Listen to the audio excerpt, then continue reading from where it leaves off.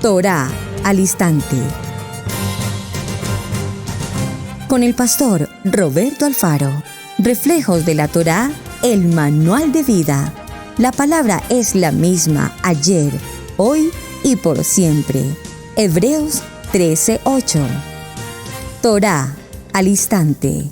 Es un espacio de reflexión y aprendizaje en familia, escudriñando las Escrituras de generación en generación, unánimes y en alegría.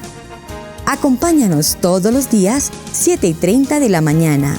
Suscríbete a nuestro canal, Radio Génesis 128, y activa la campanita. Torá al instante.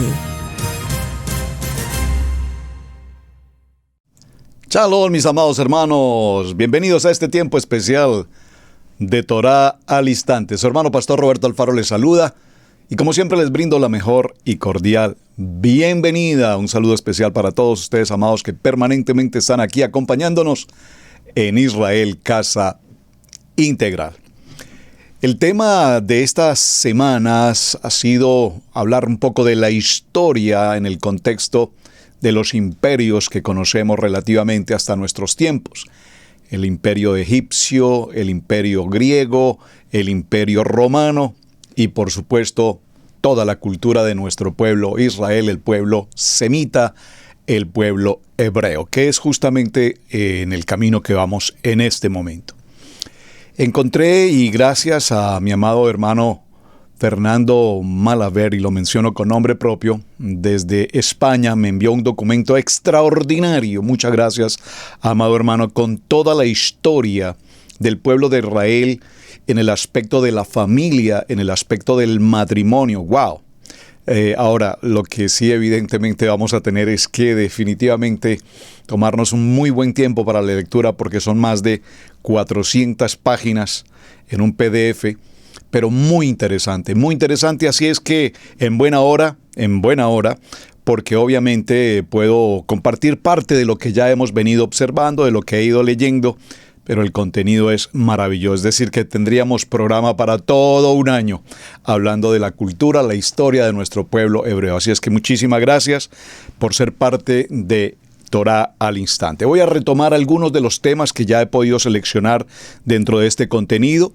Y estamos hablando de la solidaridad familiar.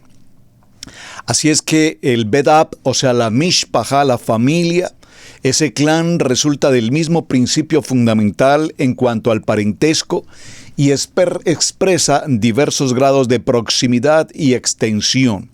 Esta experiencia básica de la existencia en el seno de la familia, marcada por la solidaridad, funda entonces unos lazos vitales, lazos de carne y hueso, que no abandonarán a Israel ni siquiera cuando la posesión de la tierra de Canaán.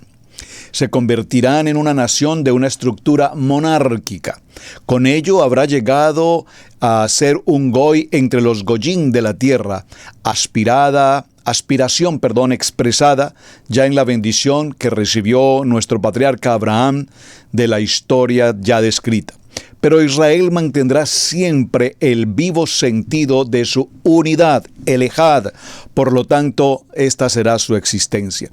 Y está fundamentada en los lazos que no pueden ser expresados como de parentesco, sino en una comunidad de alma que confiere a cada uno de sus miembros un carácter común, reconocible en todas las demás naciones. Esto me pareció interesantísimo, porque la casa de Israel, el Ejad, la unidad, las 12 tribus, el clan, la familia, la Mishpaha, donde quiera que nos encontremos sobre la faz de la tierra, tendremos una identidad. Si algo hemos hablado desde Israel Casa Integral, y creo que a través del Ministerio Ejad, cuando se realizan los eventos del Ministerio Ejad, si hay un punto en común que realmente nos permite decir somos Ejad, es la identidad como la casa de Israel.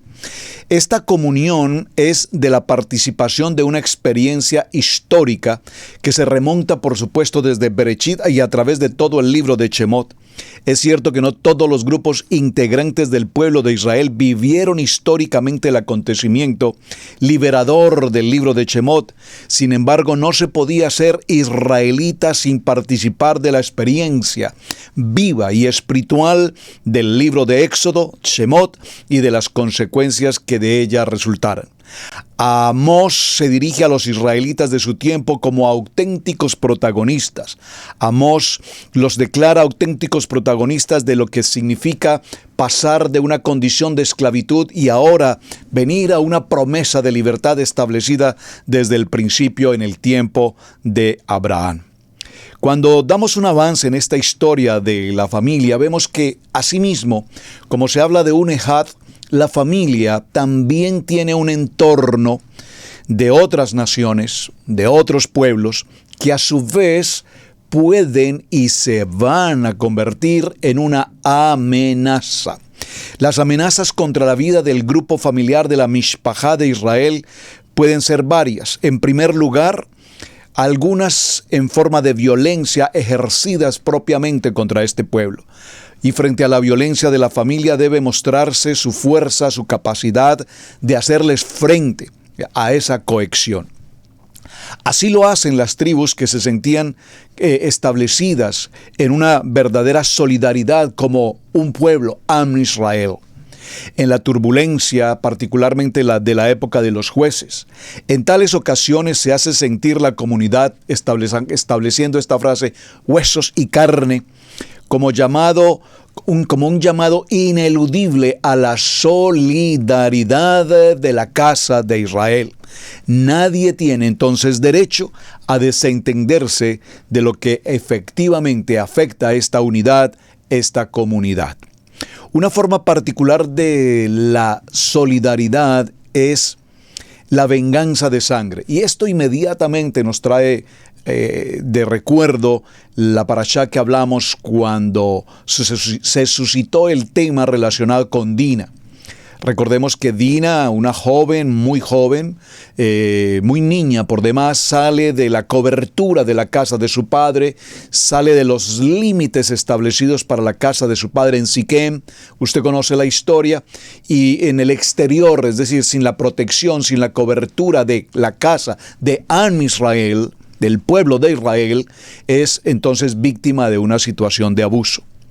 Inmediatamente sus hermanos, y observen, sus hermanos, no propiamente ni la iniciativa ni la dirección de Jacob, básicamente los que son, entre comillas, los cabecillas, si puedo utilizar esa expresión, los que son de armas tomar aquí en este aspecto de la solidaridad, son obviamente dos, los levitas y particularmente el caso de, se me escapó el siguiente nombre.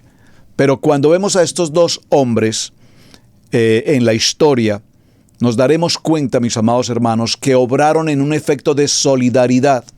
Y esa solidaridad es atacar al pueblo o a las personas que ocasionaron esta situación. Y cuando la sangre de la familia es derramada, entonces se hace necesario dejar restablecido el orden violado y al mismo tiempo mostrar su capacidad de reacción. Este deber con respecto a la sangre derramada recae en primer lugar sobre los parientes más cercanos de la víctima y alcanza hasta límites variables, es decir, en general, hasta donde de hecho se sienten vivos los lazos familiares. Una fuerte capacidad de reacción es signo de poder y representa seguridad. Bueno, este punto ya lo vimos en detalle, lo vamos a dejar hasta allí para que avancemos un poco en la lectura. Entonces, un aspecto más que afecta a la comunidad, a la Mishpajá, otro de los peligros por terceros pueblos, es precisamente algo que me llamó muchísimo la atención. Cuando una familia, cuando un clan, una nación, una familia de 70 personas empieza a multiplicarse en gran manera, y esa multiplicación en gran manera los lleva además a convertirse a un pueblo. Un pueblo que ahora son por lo menos 600,000. Y cuando hablamos del libro de Shemot, la cifra no establecida o por lo menos determinada, podríamos hablar de 600,000 a más de 3 millones. Pero el crecimiento había sido exorbitante.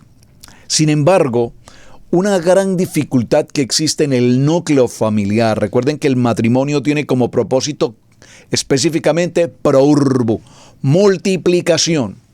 Pero ¿qué sucede cuando en un vínculo familiar, en un núcleo familiar, no se produce la multiplicación? Bueno, este es uno de los grandes peligros de la supervivencia del núcleo familiar. Entonces, la falta de hijos precisamente es uno de los riesgos que corre la mishpajá. Dado que la prolongación de la vida del padre aparecía como la función primordial de la familia, cuando la esposa no le daba hijos, el esposo podía en aquel tiempo tomar una concubina para este fin. La costumbre aparece regulada en las legislaciones babilónicas.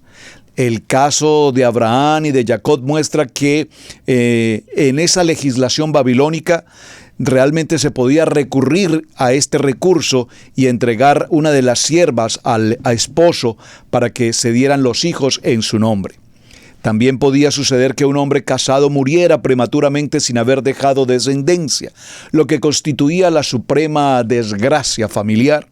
Entonces la extensión definitivamente del nombre paterno, es decir, de su vida, en esta circunstancia las fuerzas familiares debían venir a prestar socorro, en este caso, de ese miembro de la mishpajá. Por tal razón, lo que se hacía era que el segundo hermano del hombre fallecido podía tomar su lugar y adjuntarse o allegarse a su esposa, quien sería su cuñada, de tal manera que los hijos que vinieran de este segundo hermano tuvieran como reconocimiento la titularidad del quien había fallecido. Estas leyes se encuentran establecidas a través del libro de Devarim en el capítulo 25. Creo que sería bueno que las mencionáramos un poco más en detalle. En el libro de Devarim, en el capítulo 25, dice el verso 5 en adelante: cuando hermanos habitaren juntos y muriere alguno de ellos y no tuviere hijo, la mujer del fallecido no se casará fuera con hombre extraño. Su cuñado se allegará a ella y la tomará por su mujer y hará con ella parentesco. Y el primogénito que ella diere a luz sucederá en el nombre de su hermano fallecido, para que el nombre de éste no sea borrado de Israel. Muy interesante. Entonces vemos cómo la formulación de estas leyes supone que el encargado de ejercer la obligación también puede excusarse, aunque queda la situación infamante de que se ha negado a cumplir con el sagrado debido de voto familiar. La razón para excusarse es fácil de entender. El primer heredero del difunto sin hijo es precisamente el hermano. Al suscitar un hijo en su vida, será este quien lleve el nombre del difunto y su heredero legítimo al frente de su casa. El hermano que cumple con la obligación de levirato está, por lo tanto, actuando contra su propio interés y por eso mismo dando la mayor prueba de piedad hacia su hermano difunto. Adviértase que el procedimiento descrito en el libro de Devarim comprende un gesto de contrato o de toma de posesión de un terreno, pero acompañado de uno de desprecio hacia el hermano que rehusó cumplir con la ley del levirato. Bueno, avancemos un poco en la historia. Tengo que retomar aspectos breves porque el contenido, repito, es inmensamente grande y no lo vamos a poder llevar todo al pie de la letra. Seguramente en otros espacios ampliaremos más el contenido. Voy a avanzar un poco más en cuanto al contexto que nos ocupa, cuál es el tema del matrimonio en Israel. En el centro de la institución familiar está, por supuesto, la pareja. Y por favor, permítame que sea insistente en el punto. La pareja, el varón y la varona, el hombre y la mujer, el ish y la isha.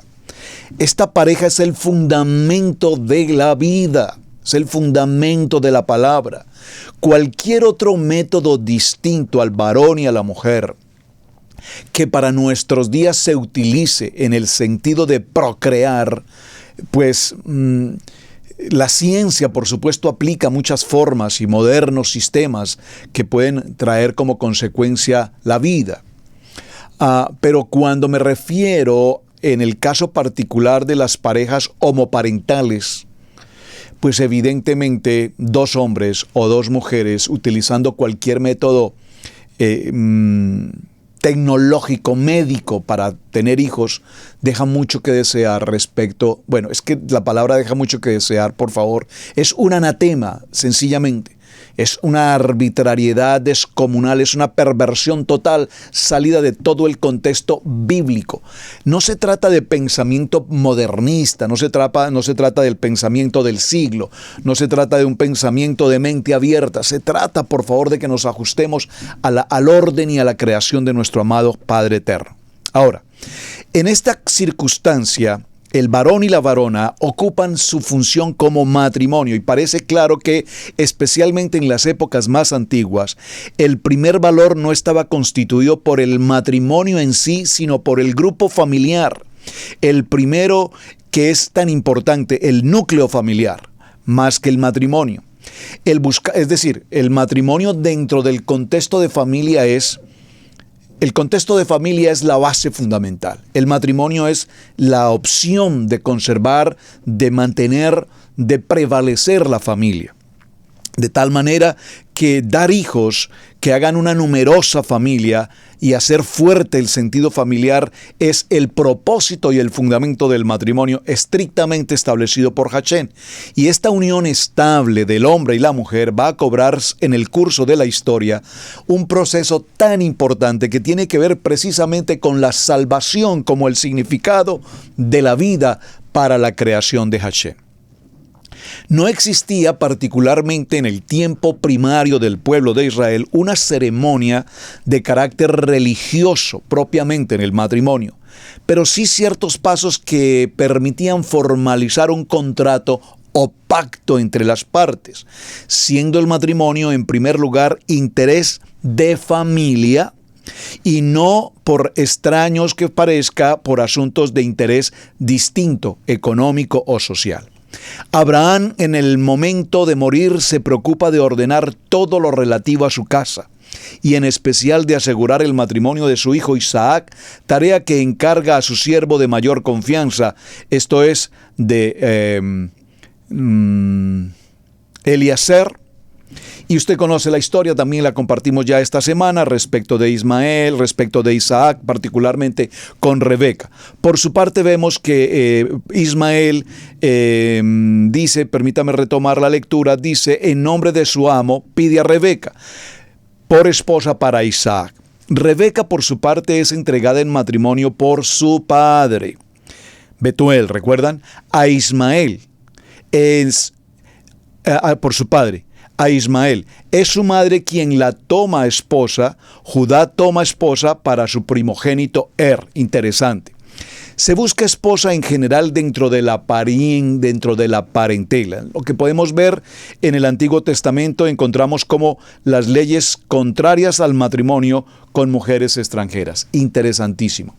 El pueblo de Israel, ya lo hemos mencionado, no puede allegarse, mezclarse con comunidades extranjeras. Obviamente, extranjeras ¿en qué sentido? En cuanto a su contexto semítico, en cuanto a su contexto teológico en el sentido de un Dios único, desde el punto de vista de la promesa de Abraham, de Jacob y de Isaac. Pero se advierte especialmente en los relatos de los patriarcas la fuerza de la costumbre, la fuerte conciencia de los lazos familiares hace que la introducción de la tribu de un elemento extraño resulte chocante. Así que las mujeres hititas de Esaú fueron causa de amargura para Isaac y Rebeca, y las palabras de Rebeca: me repugna vivir junto a las hijas de Het para seguir viviendo. Expresan la reacción de quien siente que hay en ese matrimonio algo que atenta contra las fuentes de la vida misma. Las hititas van a introducir otra vida que no es la propia, esa que Rebeca debe y quiere vivir. El matrimonio de Moisés con la cushita tampoco provocó reacciones negativas entre los hermanos. A esta especie de obligación moral debe buscar esposa dentro de familias correspondientes por parte de su linaje. de tal manera que Abraham entiende que Betuel o Labán han aceptado el matrimonio de su hija con Isaac y mostrará su gesed, su bondad, su favor, su lealtad hacia Abraham, su amo. El relato de Tobías afirma aún más fuertemente que Raquel no puede negarle su hija a Tobías, a quien como pariente más próximo le asiste el derecho de tomar a su hija por mujer. En todo caso, existen grados de parentesco entre las relaciones íntimas y por lo tanto el matrimonio. Están prohibidas las relaciones directas entre consanguíneos. Estas prescripciones relativas al incesto, basadas en la idea de la comunión en la carne y en la misma sangre, tanto más íntima cuanto más próximo sea el parentesco, existen en todos los pueblos del Antiguo Oriente, aún con variaciones. En el libro de Levítico, en el capítulo 18, vayamos allí por favor. En el libro de Levítico, este libro de Levítico, wow, en otros tiempos probablemente Levítico nos pasaba un poco de largo porque era un contenido de lectura un poco difícil de comprender, pero hoy en Parashá y hoy en Torá, definitivamente el libro de Levítico es apasionante porque nos narra aspectos que difícilmente en otros tiempos podríamos comprender. Más aún, nos narra aspectos que hasta nuestros días puntualmente afectan el sentido de la familia y que difícilmente estos temas se tratan en el contorno de la iglesia o en el contexto familiar. Pero Levítico lo dejó absolutamente claro en todos los sentidos. El libro de Levítico en el capítulo 18 nos habla precisamente de los actos de inmoralidad prohibidos. Y dice la palabra, habló Adonai a Moshe diciendo, habla a los hijos de Israel y diles, yo soy Adonai vuestro Elohim. No haréis como hacen en la tierra de Egipto, en la cual morasteis, ni haréis como hacen en la tierra de Canaán, a la cual yo os conduzco, ni andaréis en sus estatutos. Es decir, evidentemente, una vez más establecemos que la casa de Israel, bajo ninguna circunstancia, bajo ninguna condición, y esto apliquémoslo en nuestros tiempos modernos, porque ya lo que pasó en la historia, pues pasó, pero todo este texto y esta enseñanza tiene como propósito que lo apliquemos hoy en nuestra vida del siglo XXI. Bajo ninguna circunstancia, la casa de Israel debe permitir asimilarse, perdónenme la expresión que voy a usar, igualarse con el mundo. Igualarse con el mundo. De ninguna manera.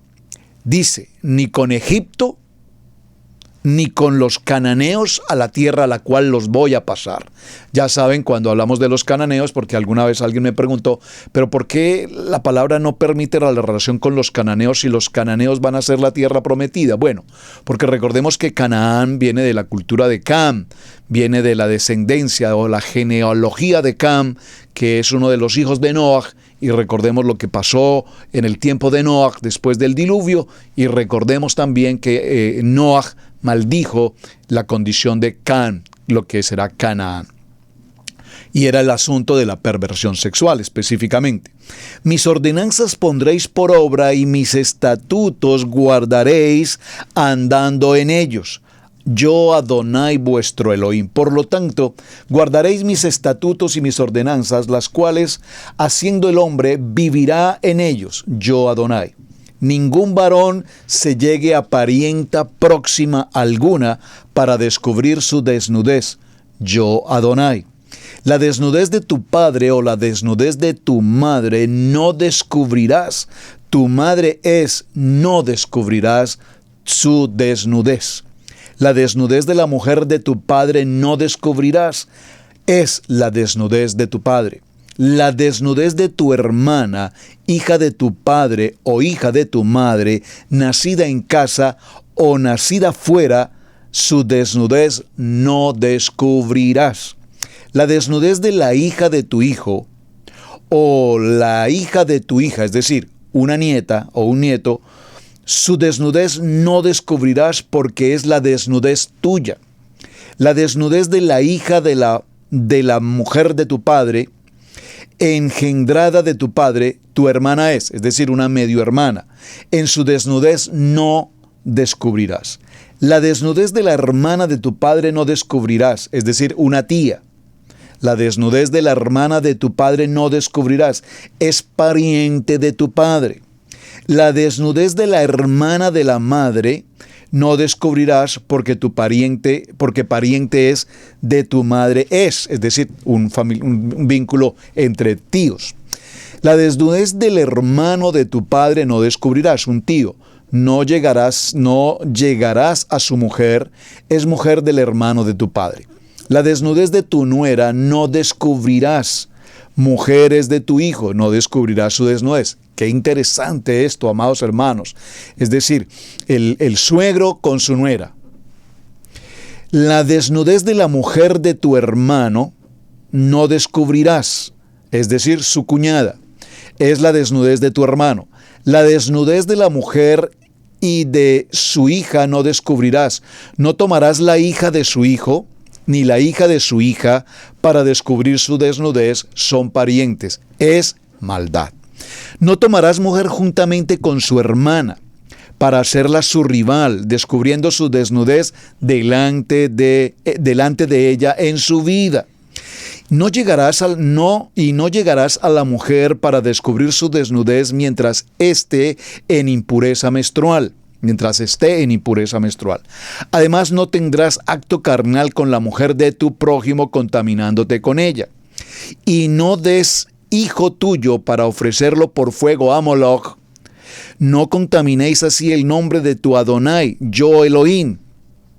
No te echarás con varón como con mujer, es abominación. Ni con ningún animal tendrás ayuntamiento amancillándote con él. Ni mujer alguna se pondrá delante del animal para ahuyentarse con él, es perversión. Y la tierra fue contaminada, y yo visité su maldad sobre ella, y la tierra vomitó sus moradores. Guardad pues vosotros mis estatutos y mis ordenanzas, y no hagáis ninguna de estas abominaciones, ni el natural ni el extranjero que mora entre vosotros. Porque todas estas abominaciones hicieron los hombres de aquella tierra que fueron antes que vosotros, y la tierra fue contaminada. No sea que la tierra os vomite por haberla contaminado como vomitó a la nación que la habitó antes de vosotros. Así que guardad pues mi ordenanza, no haciendo las costumbres abominables que practicaron antes de vosotros, y no os contaminéis en ellas, yo Adonai vuestro Elohim.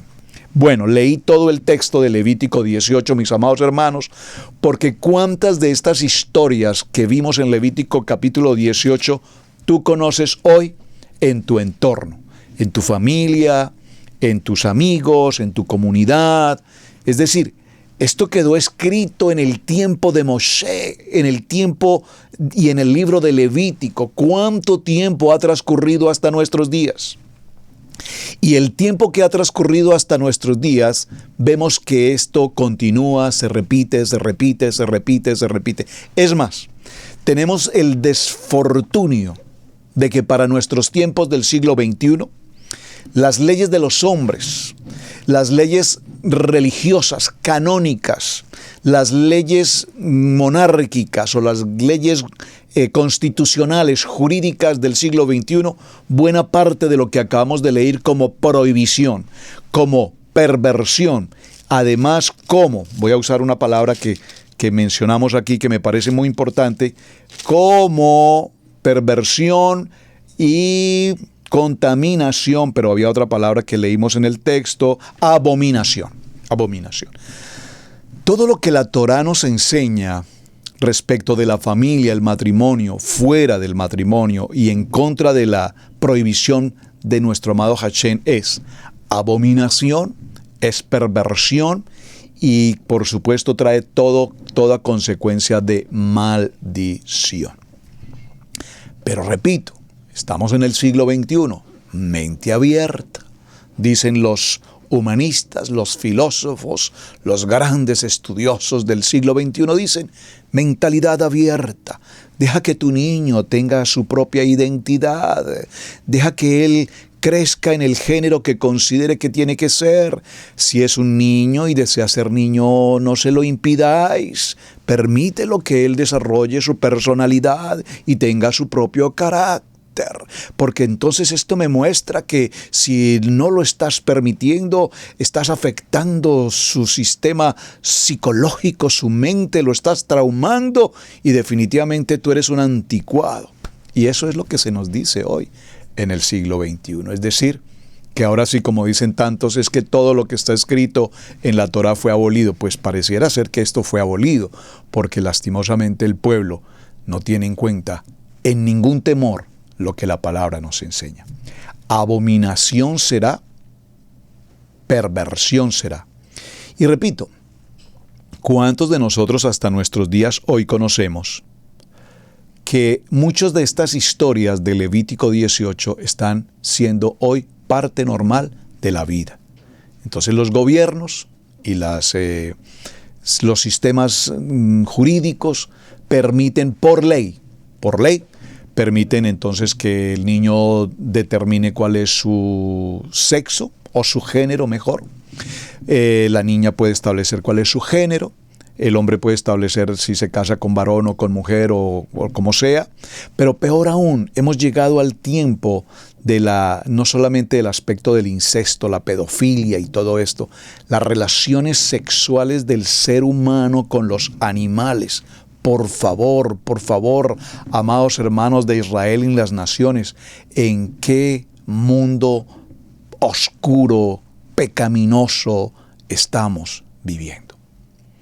Que el ser humano, por derecho de una nación y de un gobierno, jurídicamente hablando, permita, que es normal y natural, que una mujer o un hombre puedan tener relaciones sexuales con animales desde el punto de vista de la perversión. Y todo esto nos lo dejó escrito Levítico capítulo 18, y perdónenme que me tome el tiempo de enseñarlo, porque alguien tiene que decir lo que lastimosamente está pasando en nuestros tiempos. Estos textos que están descritos en Levítico capítulo 18 nos muestran con claridad la importancia de Hachén, cómo defender y mantener la purificación en el matrimonio. Quien toma esposa entonces debe entregar presentes a la familia según una costumbre establecida desde el antiguo Medio Oriente. Es el mohar hebreo, en el derecho bíblico aparece con el nombre de tirhatú. Y no se trata exactamente de una compra como se sucedía con las concubinas, sino una propiedad adquirida por dinero puede ser devuelta a cambio del mismo precio, sino de una especie de compensación. La familia de la novia entrega algo de su substancia que represente un valor. Es justo que la familia del novio entregue algo que, como sucede con la propiedad familiar, le pertenece también de carácter de un valor establecido.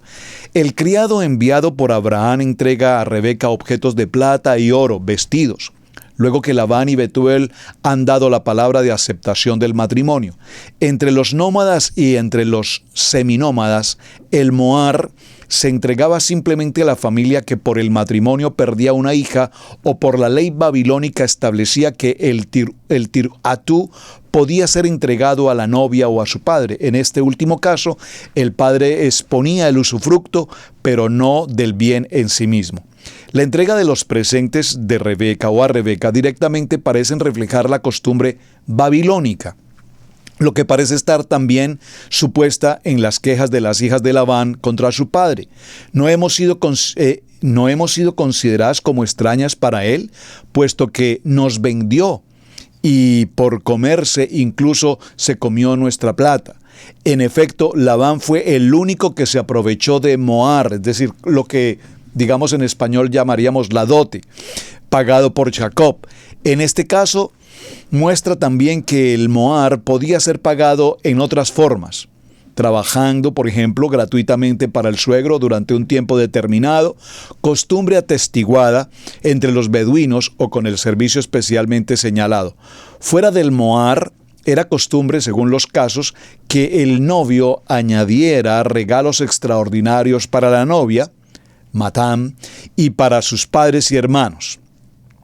Algunos de los pueblos del antiguo Medio Oriente, finalmente, la costumbre que ellos tenían de la dote era que la esposa, por ejemplo, como en el caso de Salomón, así la esposa egipcia de Salomón recibe del faraón su padre la ciudad de Geser como una dote. Raquel en Babilonia también dota a su hija, de acuerdo con las leyes neobabilónicas, que establece que ellas deben ser administradas por el marido. En los relatos patriarcales se menciona a veces alguna esclava que es propiedad de la esposa y que le ha sido dada por su padre en el momento del matrimonio. Sin embargo, la costumbre de la dote no fue de principio en Israel, no echó raíces en Israel, venía más de un contexto babilónico. A la ceremonia nupcial pertenecía también la introducción de la novia en la tienda o en la cámara nupcial, con fiestas que podían durar varios días. Veamos ahora entonces cuál es el aspecto de la mujer en la época del antiguo Medio Oriente para Israel, cómo y qué características tenía ella dentro de lo que ahora será el vínculo matrimonial. Vamos primero a hacer nuestra pausa y en unos segundos regresamos. Mateo 10, 6 al 7. Vayan mejor a las ovejas perdidas de la casa de Israel. Y al ir, proclamen, el reino de Yahweh está cerca. Suscríbete a nuestro seminario Raíces Hebreas.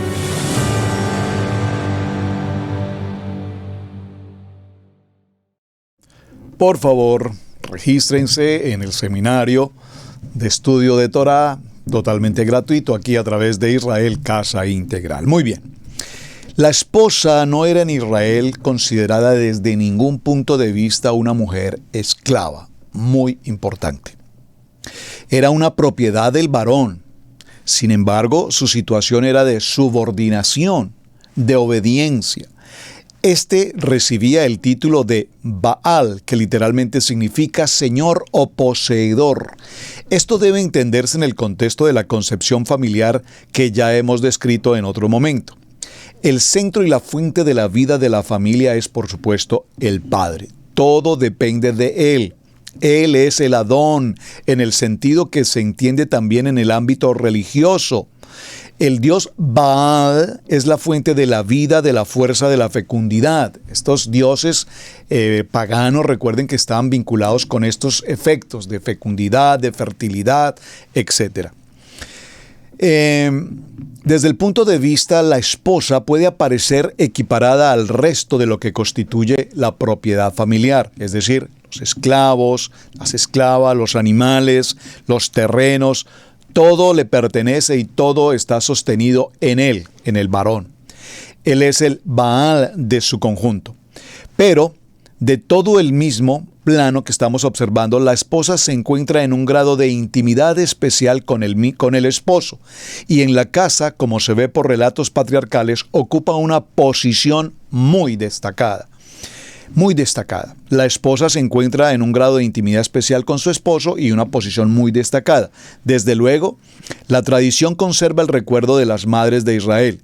Las esposas de los patriarcas no estaban de ninguna manera en el anonimato e influían directamente en las acciones y decisiones del hogar. Y se les daba algunos textos del título como Heirap, que era señora, ama, correspondiente al de Jebir, que también es señor o amo, soberano, con lo que se supone que ella participaba del Jebir como la Isha, según el relato de la creación, participa de las cualidades del Ish en la comunidad matrimonial. En todo relato del nacimiento de los hijos de Jacob, son las madres las que imponen el nombre a sus hijos, función que corresponde a quien tiene alguna autoridad. En el ámbito de la corte, el título de Jebirah lo lleva también una reina, que goza, como en el caso del derecho hitita, de situación y prerrogativas especiales. Vamos a hacer una pequeña pausa para una pregunta que se me ocurre en este momento. Estamos mencionando entonces, según la historia de este texto maravilloso, la historia del antiguo Medio Oriente para el pueblo de Israel. Y repito, son cerca de 400 páginas. Estoy tratando de saltar páginas y recuperar alguna información básica que nos ayude a observar ligeramente el contenido tan interesante. Pero se me ocurre esta pregunta: mientras que en este texto histórico se nos narra que el hombre tiene la posición, y no solamente la posición, la autoridad, el control, si puedo decir, de su matrimonio, la esposa pasa a ser prácticamente un derecho adquirido, no solamente con la propiedad, los animales, los siervos, sirvientes, si los tiene, sino la esposa. Pero además, recuerden que el texto bíblico en Berechí nos habla de la esposa como la ayuda idónea, el complemento. Y también vimos a través de la historia de Abraham, Isaac y Jacob que nuestras amadas matriarcas también ocuparon lugares y fueron parte importantísima en la historia del pueblo de Israel, de la cual no podemos escapar.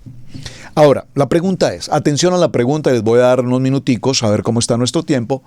Les voy a dar unos minuticos para que ustedes, por favor, quienes están en el programa acompañándome en este día, me den la respuesta. Y al final daré la respuesta según el texto que ya estuve leyendo. Observen, la historia nos dice que el varón es el autónomo, es decir, todo es propiedad de él. Pero veámoslo en un contexto histórico, bíblico. ¿Quién es la autoridad verdaderamente en la casa? Usted puede contestármelo según un contexto bíblico, usted puede contestarlo según su experiencia personal, usted puede contestarlo según su cultura, de su país. ¿Quién es la autoridad en la casa? ¿Él o ella? Veámoslo desde el punto de vista bíblico. Veámoslo desde el punto de vista cultural. Así es que esa es la pregunta, esa es la inquietud. Ustedes, por favor, yo voy a continuar con la enseñanza. Tómense un tiempo aquí en el chat, envíenme la respuesta y las estaremos compartiendo para saber si estamos en la misma página, en común acuerdo o no. ¿Quién es la autoridad en el hogar? ¿Él o ella? Muy bien, avancemos.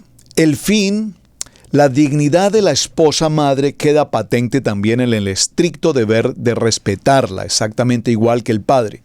El decálogo, es decir, los mandamientos o las palabras, nos exige honrar a padre y madre. El código de la alianza castiga con la muerte a quien golpee o maldiga a su padre o a su madre. Las maldiciones del código deuteronomitista y de la ley de santidad repiten las mismas exigencias y amenazas. La unión de los esposos se pacta por razones de carácter familiar, pero eso no excluía de ninguna manera el verdadero efecto entre los jóvenes esposos. Estos sentimientos de amor resultaban tanto de las dotes personales de la novia como de las circunstancias familiares que le rodean, formando un todo en ella misma. Es claro que a esa perfección de la mujer que le hace amable pertenece su capacidad de dar hijos, pero no faltan los ejemplos de esposas que pese a no tener hijos fueron amadas y preferidas, así como, repito, el caso que vimos de Isaac y Rebeca, Jacob a Raquel, Tobías a Sara.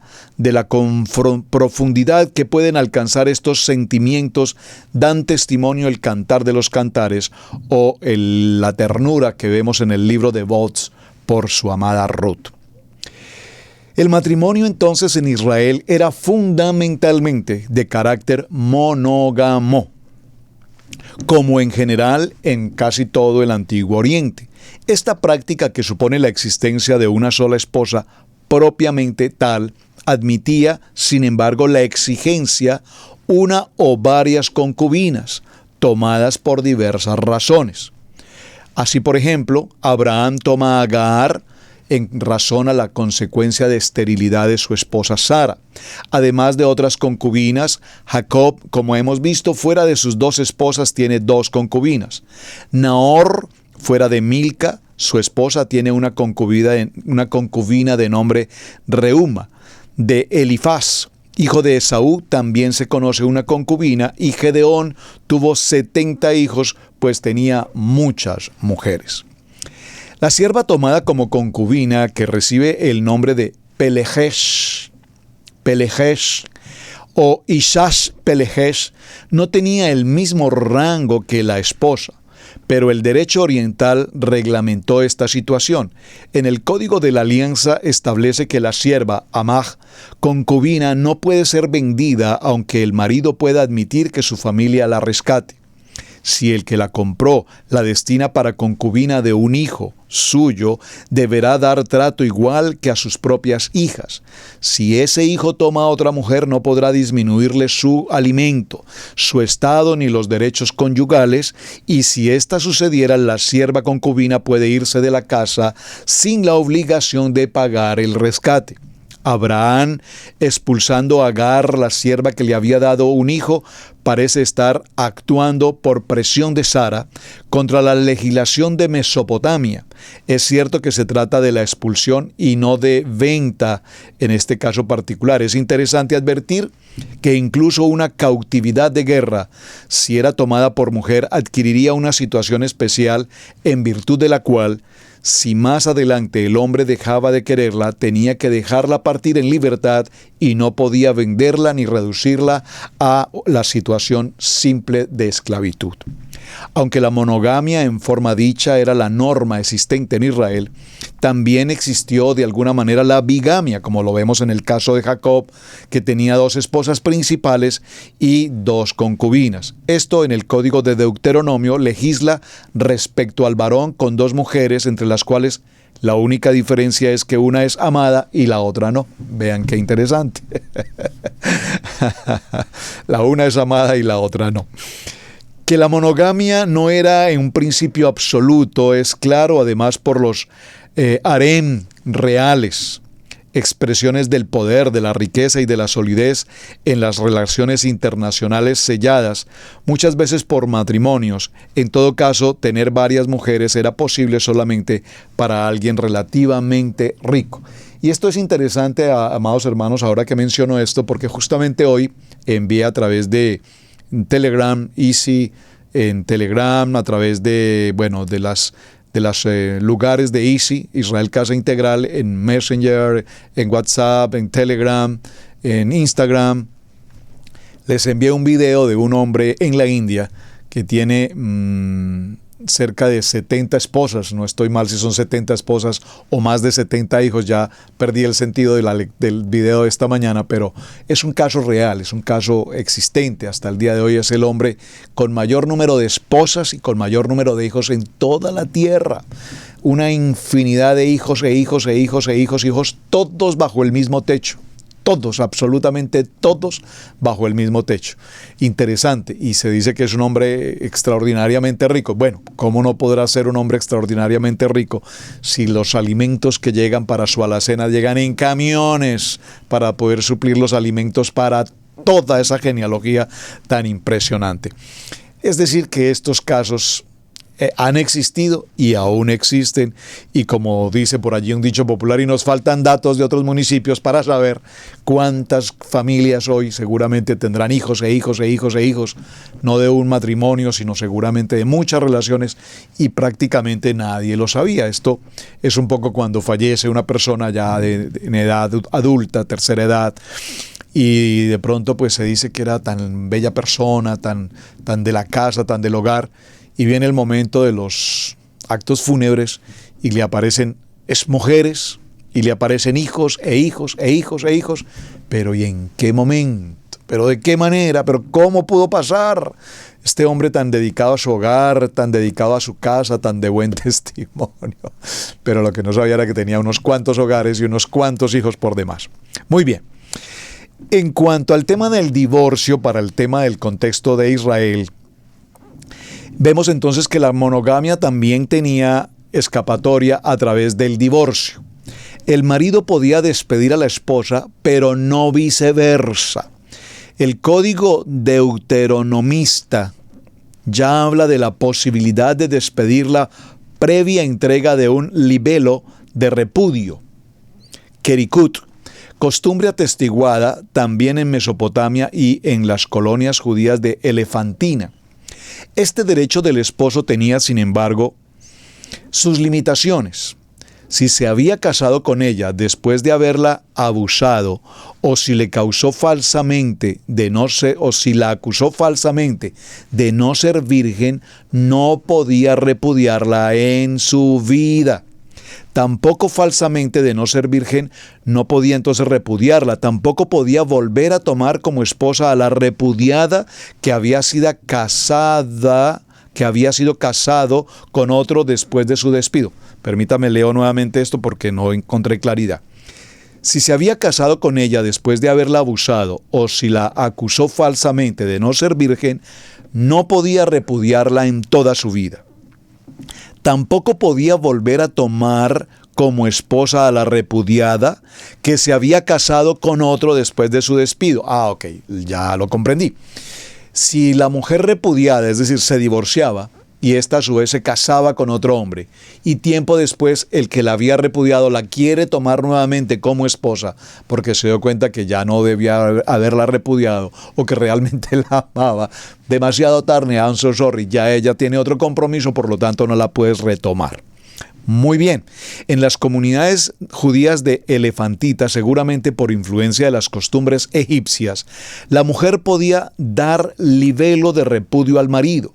La frase «ella no es mi mujer y ya no soy yo su marido» era probablemente la fórmula del divorcio. En efecto, corresponde a la que aparece en textos mesopotámicos con ese valor jurídico. Para concluir en esta historia y en este capítulo mencionaremos ciertas formas especiales de matrimonio practicadas en el Antiguo Oriente y al menos probablemente también en Israel. Los episodios bíblicos en que un patriarca hace pasar a su esposa por hermana son bien conocidos. Según vemos, tendríamos en la base de estos relatos una antigua tradición que remontaría propiamente a Mesopotamia, acerca de un tipo de matrimonio en el que la esposa era tomada con rango de hermana. Esto le confería una categoría especial en la familia. Las más antiguas tradiciones patriarcales habrían visto en este dato una alusión a la calidad de los primogenitores de Israel.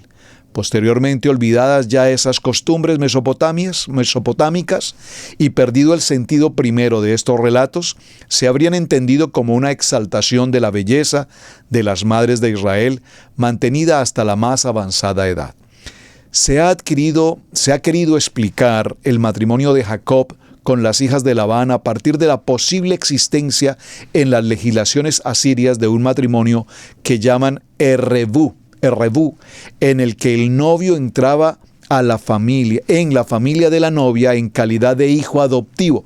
Esto es muy interesante y de hecho estuve a punto de explicarlo en el parashá correspondiente, pero el tiempo realmente no nos lo permitió, pero qué bueno que este texto nos trae a colación este aspecto. Cuando Jacob viene de la casa de su padre Isaac, recuerde que Isaac lo envió diciéndole: ve a la casa de tu tío Labán y allí encontrarás esposa, cásate con una de las hijas de tu tío Labán. Y cuando Labán lo recibe a Jacob, lo recibe en calidad de hijo adoptivo. Este hijo adoptivo, entre comillas, va a ser lo que llamaríamos hoy el yerno. Vamos a leer un poco más a ver si la lectura nos lo explica. Voy a repetir el texto. Dice: se ha querido explicar el matrimonio de Jacob con las hijas de Labán a partir de la posible existencia en la legislación asiria de un matrimonio que se llama Errebú, en el que el novio entra a la familia de la novia en calidad de hijo adoptivo. Se supone que en la familia no había hijo varón, obteniendo así los derechos de tal y la mano de la hija heredera. Hoy se discute, sin embargo, que haya existido tal matrimonio en Asiria. Algunos autores ven en las leyes asirias un tipo de matrimonio en el que la esposa seguía viviendo en casa de sus padres donde era visitada por el esposo. Es el tiempo del matrimonio entre los antiguos árabes llamado sadikah. Esta forma de matrimonio se practica en el norte de Mesopotamia, de donde procedían precisamente las tribus hebreas, entre seminómadas y mujeres de las ciudades que ellos frecuentaban. De esto sí hay ejemplos en la Biblia, como el caso de Gedeón, que tiene una concubina que vive en Siquem. Sansón tiene una mujer en Timná. zona filistea, y más adelante otra en Soreg llamada Dalila. Algunos autores piensan que la posibilidad que plantea el siervo de Abraham, tal vez no quiera la mujer seguirme a este país, se refiere precisamente a esto, es decir, que la posible esposa de Isaac acepte el matrimonio, pero en esta forma que le permitiría seguir en casa de sus padres. En su respuesta, Abraham reafirma la necesidad de dejar la casa paterna de Mesopotamia para entrar en el pueblo de la promesa, y Rebeca contestó: me voy, acepto. Parece digna de la fe de Abraham. Bueno, se nos fue el tiempo, mis amados hermanos, cerremos. Vamos a tener que dejarlo hasta aquí, probablemente entonces lo continuemos mañana, aunque ustedes me han enviado algunas inquietudes o sugerencias para el cierre de mañana, y probablemente lo hagamos, sea hablar entonces cómo se lleva a cabo una boda, comillas, judía, mejor, de nuestra comunidad de hermanos judíos en el tiempo del día de hoy, en el siglo XXI, que me parece un tema interesante. Este aspecto que estamos leyendo de la historia, tengo 400 páginas por leer, me tiene pues muy gozoso, porque es una lectura apasionante, histórica, fabulosa. Pudimos compartir una buena parte, pero vamos a tener que dejarlo hasta este punto. Probablemente en otra ocasión retomemos el tema y avancemos un poco más a fondo, porque realmente hay mucho, pero mucho tema por tratar. Volvamos a nuestra pregunta en el último minuto. ¿Quién entonces, según lo que hemos leído y los textos bíblicos que conocemos, quién entonces en un matrimonio tiene la autoridad? ¿El varón o la varona? Por favor, permítame ver algunas de las respuestas. Tienes 30 segundos para completar la respuesta, pero entre tanto, entonces voy a dar la respuesta porque el tiempo se nos agotó. En un matrimonio, desde el tiempo del principio hasta el tiempo de hoy, en el contexto de Mashiach, en el contexto del pueblo de la casa de Israel, en un hogar, en un matrimonio, la autoridad no la tiene ni el varón ni la varona, ni el esposo ni la esposa. ¿Cómo así, pastor? ¿De qué está hablando? Cómo nos duele cuando me dicen que no tengo autoridad. No, la única autoridad en un matrimonio delante de nuestro Abba Kadosh es Baruch Hashem, el Padre Eterno. Él es la autoridad. Nosotros, esposo y esposa, dentro del vínculo matrimonial, no tenemos la autoridad de decir yo soy más que o menos que. Nosotros somos una unidad perfecta, un ejad delante de Hashem. Él es la autoridad. Él es la autoridad de gobierno. Él es la autoridad de todo cuanto tenemos y hacemos. Ahora, el varón y la varona, dentro de ese contexto de autoridad paterna de parte de nuestro amado Hashem, ahora nosotros, como parte de ese gobierno, de esa autoridad, ejercemos el ministerio del matrimonio. El ministerio. ¿Qué es la palabra ministerio? Servir. Un matrimonio es servir el varón en su labor y en su función de varón, y servir la mujer en su función y en su labor de mujer. Cuando el varón sirve con honradez, con amor, con servicio, en calidad, integralmente, en todo lo que le corresponde al varón, y la mujer de igual manera como complemento forman esa unidad y ese had, entonces podemos con absoluta severidad respondernos a nosotros mismos: Hashem es la autoridad. Mi casa y yo serviremos a Hashem. No es que el hombre es la autoridad, es que aquí se dice lo que yo digo y aquí se hace lo que aquí se dice, porque es lo que yo digo y yo siempre tendré la última palabra en esta casa. No se trata de eso, mis amados hermanos. No es quién manda a quién, es cómo cada uno de nosotros ejerce, repito, la labor. Si el hombre es un proveedor, usted, mi amado hermano, trabaja y se esfuerza, amén, y provee para su casa, amén. Si ese es tu ministerio, ese es tu ministerio. Pero si el ministerio que Hashem ha delegado en la vida de la esposa es esa ayuda idónea, ese complemento perfecto en la que ella es una buena administradora, que sabe dirigir los recursos, que sabe proveer y distribuir la provisión que tú como varón entregas, entonces amén, porque eso significa que como complemento está muy bien. No podemos, y lo he dicho muchas veces en las conversaciones con el tema de matrimonios, que la relación de pareja no se trata de dos seres autómatas en que todo lo que dicen están completamente de acuerdo. ¿Está lindo el día? Sí está lindo el día. ¿Está feo el día? Sí está feo el día. No. El día está lindo, pero me parece que está un poco frío. El día está lindo, pero me parece que realmente va a llover. O sea, cada quien dentro del matrimonio tiene opinión. Y tu opinión, varón, vale. Y amada esposa, tu opinión también vale. Entonces, ¿por qué esa ayuda idónea Hashem la entregó? Porque nadie, mi amado varón, nadie te conoce tan perfectamente bien como tu amada esposa.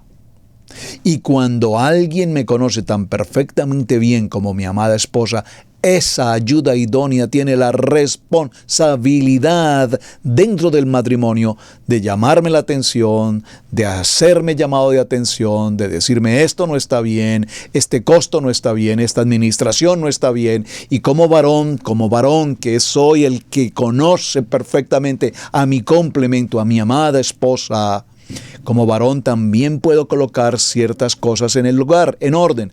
Amada esposa, esto no está bien, esto no me parece, en esto no estoy de acuerdo, esto tenemos que mejorar, aquí tenemos que cambiar, esta parte tenemos que recuperar. Ese es un vínculo matrimonial.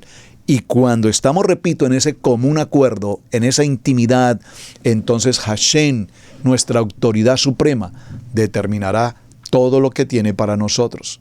Mis amados, todas las bendiciones de Hashem vienen para nuestra vida como matrimonio, como pareja.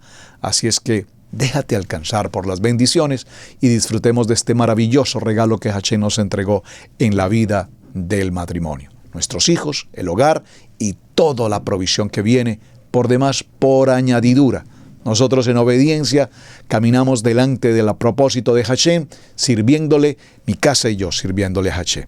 Esa es la alianza, ese es nuestro pacto y ese es el propósito de la familia. Bueno, mis amados hermanos, mañana continuaremos aquí en Israel Casa Integral, Torá al Instante. Su hermano Pastor Roberto Alfaro me despido. Muchísimas gracias por acompañarnos. De verdad que ha sido un tema apasionante, lo disfruto muchísimo. Espero que al igual ustedes también. Compártanlo, por favor. Y gracias por suscribirse a nuestro canal. Gracias también por sus mensajes. Hasta el día de mañana. Muy buen día. Bendiciones. Debemos aprender a honrar los dones del ministerio, en especial el de enseñanza. Yeshua dijo en Lucas 6:38, «Dad y se os dará, medida buena, apretada, remecida y rebosando darán en vuestro regazo, porque con la misma medida con que medís os volverán a medir». Si Radio Génesis 128 ha sido de enseñanza y bendición en tu vida, te invitamos a bendecirlo a través de las plataformas PayPal, Zelle, Square Cash, que están en nuestro portal www.radiogenesis128.com.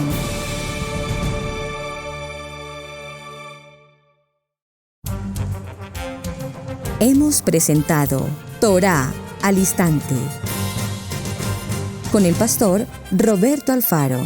Para nosotros es un privilegio poder servirles. Contáctanos a nuestro correo electrónico radiogenesis128@gmail.com.